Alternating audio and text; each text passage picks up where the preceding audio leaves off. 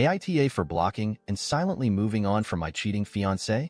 I, 31F, dated my ex-fiancé Jose, 33M, for 5 years, and we had been engaged for about 6 real months. We had a really good relationship. I thought he and I were going to end up being together for the rest of our lives and build a family. To make a long story short, I found out he had been cheating on me with a coworker for about 9 months. Yes, before the engagement. At first, I was beyond mad, and my first impulse was to find ways to literally ruin his and her life. But honestly, after about 16 hours of thinking and crying about it, he was on a work trip, I figured anything I did would be a waste of time. And since my goal was to start a family, I felt like I didn't really have any more time to waste on someone who obviously isn't going to be in my life in the long term or short term. So I just let go. I packed all my things, asked my dad to help me move them back into the family home so I could get situated, and literally just started moving forward with my life.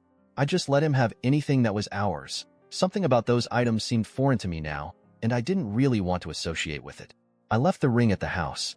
By about halfway through the second day, while I was moving my stuff, he started to really push the envelope on getting me on the phone, but I just continued to dodge. I had to undo some things. There were no joint bank accounts, but some other accounts / things that we shared that I had to untangle, but our lives were pretty separate. By the third day, still without saying anything to him, I blocked him and asked my parents not to discuss anything with him. They, of course, knew what had happened.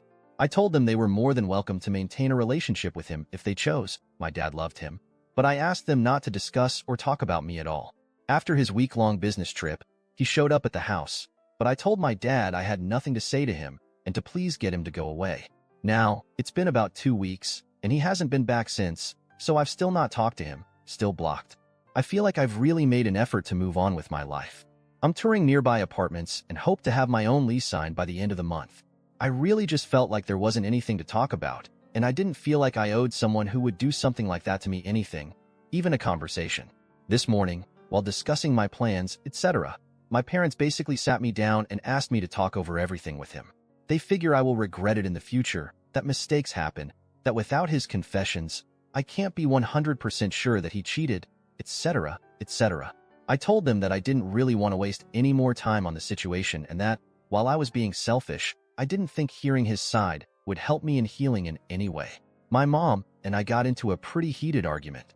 Eventually, she told me she raised a more compassionate and caring daughter than that. Why do I owe a cheater anything? AITA, edit. Sorry, forgot to mention how I found out. I'm 100% sure he is / was cheating. I was working on the downstairs computer when an email came through in Outlook. From what I knew, we had Gmail accounts. I clicked the tab and saw tons of recent emails of orders for a bunch of products, things like Lubrisil, KY, etc. I knew we weren't using anything like that, so instantly got suspicious. I started to look around the email a bit and didn't really find much. However, I wasn't reading anything sent from his company's work address, but eventually clicked into several emails. And yeah, the emails were pretty sexual and had times of them meeting up, going out, being intimate, etc. for the last 9 months.